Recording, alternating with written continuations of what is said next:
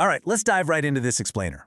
Today we're unpacking some truly profound first-hand accounts from the Six-Day War, events that literally changed the collective Israeli soul forever.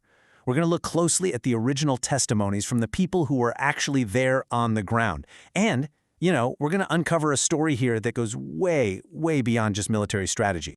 We've structured today's explainer as a special lesson plan for Jerusalem Day. So we'll be moving from the harsh historical reality on the ground straight into the deep spiritual awakenings reported by soldiers across the entire spectrum of Israeli society. We're talking basic concepts, the narrative arc, some everyday examples, shared enlightenment, and we'll wrap it all up with a structured summary. Okay, Section 1, Historical Background, from Dread to Deliverance.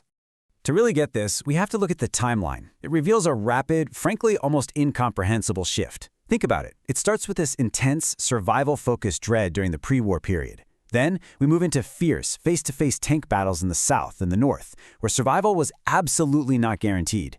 And then, suddenly, there's this unexpected military breakthrough that leads straight to the climax. Paratroopers bursting into the old city and reaching the Western Wall. That emotional whiplash, that is exactly what set the stage for everything that happened next. Moving on to Section 2, Basic Concepts, the Interconnection. So the crucial concept we really need to grasp here is the interconnection, or Haksher Hapnimi. According to the first-hand accounts we're analyzing, this wasn't just an idea. It was reported as a tangible spark. It suddenly ignited in these battle-hardened soldiers. I mean, these were guys who, just moments before, were fighting brutal, bloody battles. And suddenly they're weeping uncontrollably at the stones of the Kotel, realizing they belong to something eternal. All those external labels, secular, religious, kibbutznik, city dweller, they just melted away. Completely. Section 3, the narrative arc, when hearts opened at the Kotel. When you read the primary sources, the transformations are just incredible. Even tough, cynical generals like Rav-Aluf Chaim Bar-Lev, men who had literally seen it all, found their external armor completely shattered. He actually admits he didn't even cry when his own mother passed away, but touching the Western Wall, it triggered this massive, unexplainable emotional outpouring. Looking directly at his original testimony, Bar-Lev admits, "I cried without pause. I couldn't control it without knowing why." It wasn't some intellectual realization. The sources describe it as an almost physical reaction, like the soul was finally returning home. Building on that emotional peak, we have this absolutely striking account from a secular soldier who had just fought tooth and nail through the Sinai desert. He states flat out, "I am not religious." But upon reaching the Kotel, after witnessing the impossible, he is suddenly desperate to wear tefillin. He demands they be tied strong, strong, and he practically begs to be taught how to pray. The original Hebrew text here really highlights his urgency. The physical reality of the military victory immediately translated into a tangible, urgent need for spiritual connection. The wall wasn't just a conquered landmark to him, right? It was a mirror. It reflected a deeply buried spiritual identity that was just forced to the surface by the sheer magnitude of what they had all survived. And the wild thing is, it wasn't just the soldiers on the front lines. Secular journalists and commanders were completely stripped of their skepticism too. Ruth Bondi, a well-known secular journalist, wrote that it was literally impossible to report on the war without mentioning God, noting that even heretics were saying thank God. Chana Zimmer beautifully put it, "Now the heart almost believes everything." From a young officer in the north to Southern Command's Yeshayahu Gavish, the consensus was clear. The outcome defied all logic. They were openly acknowledging the divine intervention unfolding right in front of them. All right, Section 4, Everyday Examples. To really put this into perspective, imagine finding a long-lost, handwritten letter from a beloved grandparent you never really knew.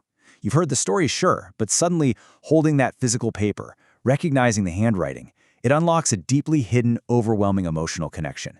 You might start crying without entirely understanding why. That is exactly what touching the ancient stones of the Kotel was described as being like for these soldiers. It was the ultimate long-lost letter.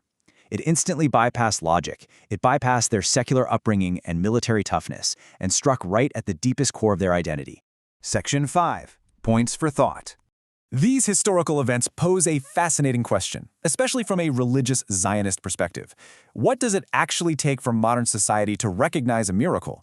I mean, if it took the sheer extremity of a multi-front war and the miraculous liberation of Jerusalem to tear down societal barriers back in 1967, how can we access that shared core identity today without the crisis? It's a profound question and an absolutely essential one for our lesson. Section 6. Shared Enlightenment. The secular and the religious.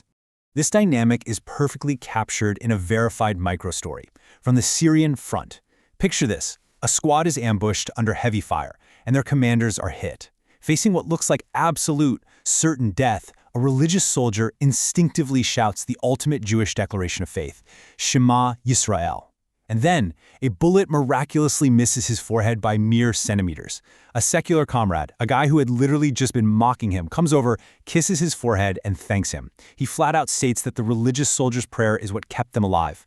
When you look at the source material, it just shows how artificial the divide between these soldiers truly was. The secular soldier tells him, "Apparently I owe my life to you, to that prayer of yours. What a shame I am not religious, that they didn't teach me to pray." In the face of raw survival, all that mockery vanished. It was instantly replaced by profound respect and this deep, deep yearning for the exact same spiritual anchor.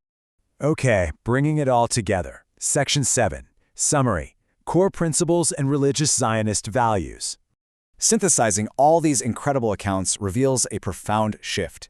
The pre-war mindset, which was focused entirely on physical survival and divided by cynicism, gets completely replaced at the Kotel by unexplainable tears and a desperate desire for prayer. And ultimately, this leads us to the core religious Zionist takeaway here, the acknowledgement of divine providence actively shaping modern history. It's the reality that the eternal sanctity of Jerusalem unites the entire Jewish nation, and the absolute belief that the modern state of Israel is inextricably linked to a divine historic promise. And you know, the shockwave of these events wasn't just local. As one telegram shows, Jews from Antwerp, Belgium, and all across the globe sent messages literally addressed to the Western Wall, Jerusalem. It united Jews everywhere in profound gratitude for what had just transpired.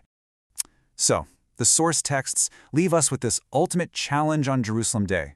If the ancient stones of Jerusalem had the power to instantly shatter the societal walls between citizens back in 1967, what must we do to keep those walls from being rebuilt today?